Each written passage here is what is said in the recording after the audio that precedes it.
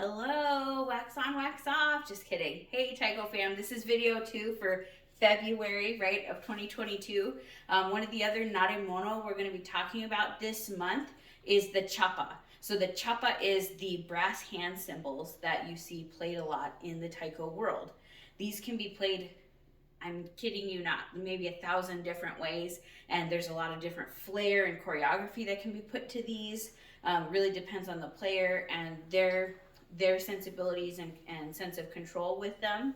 But I'm going to show you some basic methods to use the chappa and some really common techniques or patterns to integrate it into songs, right? So we did use the example with the hyoshigi about the wind-up monkey and the clapping hand cymbals. Well, guess what? That's also another way you can use the chappa, right? So my favorite way to hold them, if they've got a peg handle like this instead of the ring, is actually I tuck my fingers and I hold them pretty firmly like this. And this gives me a lot of flexibility without catching on my fingers, so I can move my wrists all around and hit them however I want, right? So that's the first thing, is to tuck in your fingers, wrap the thumb around, pinch really hard, and there you go, okay? So since we're using the peg chappa and we're gonna do the clang, it kind of sounds like this. Ready? It's got a real quick, harsh slap sound initially, and then you can still hear it kind of ringing out, resonating out. Another reason you wouldn't want to extend your fingers is because if I hold them like this, that stops that vibration, and that ringing just stops immediately. Now you could use that to your advantage as part of your sound and how you want to play it, but for now we're just going to keep the fingers tucked in. So you've got the big slap, and in playing, if you don't want to stop the sound with your fingers, you can also press it to the body to stop the resonation. But once you do that big strike, there's usually a long pause to hear that ringing come through, be true, right?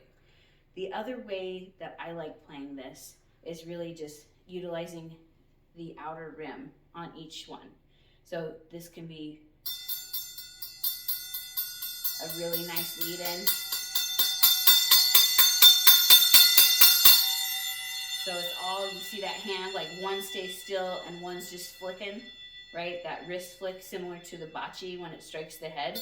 And you can start really small, delicate, whispered. And as you move just a little bit up and keep those edges touching, makes a really nice build up, right, into a song. And I can hear it ringing, so I'm gonna stop that like that. The other thing that you can do, and this is probably in my opinion, the third most common way to use chappa, is to alternate, like how you're striking them like this.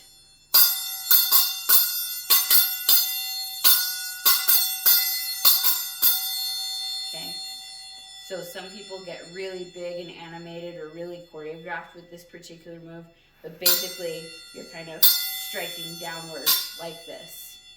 So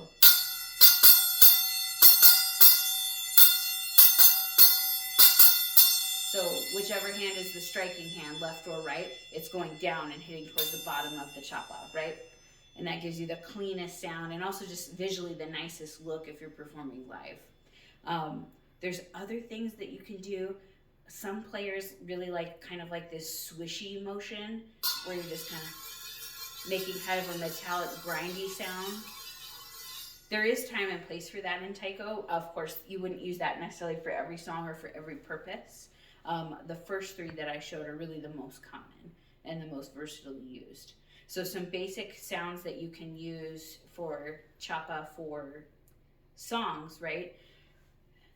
This can be a very overpowering sound because it's so high pitched. It's kind of like if the shime overdoes it in a song, it kind of, you lose focus, right? So the first thing I would do is that soft to loud on the lower end of the chappa, because that gives you two things. That gives you rhythm control, playing it one-handed, and also gives you volume control. And that's really where like the subtle nuance of chappa jumps in, where like you're playing your pattern, but it's soft enough that it doesn't overpower the G or the obai of the song. So this is the drill I'm going to give you this month to practice, and it's going to be just very slowly.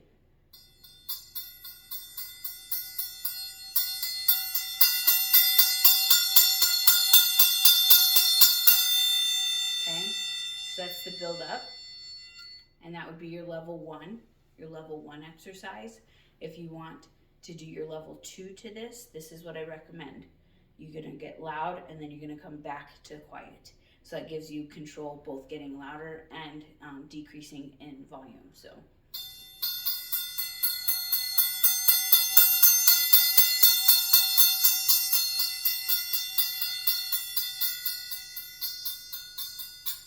Okay, so that's your level 2. Your level 3 is to actually put like more intentional arm motion into that. So build in kind of like a fake out choreography, right? So you go.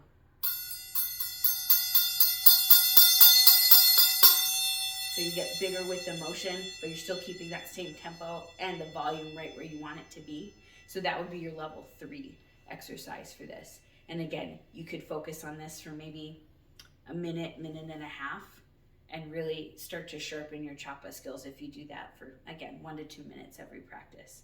So that's the Chappa. That's video 2. I look forward to seeing you on the next one.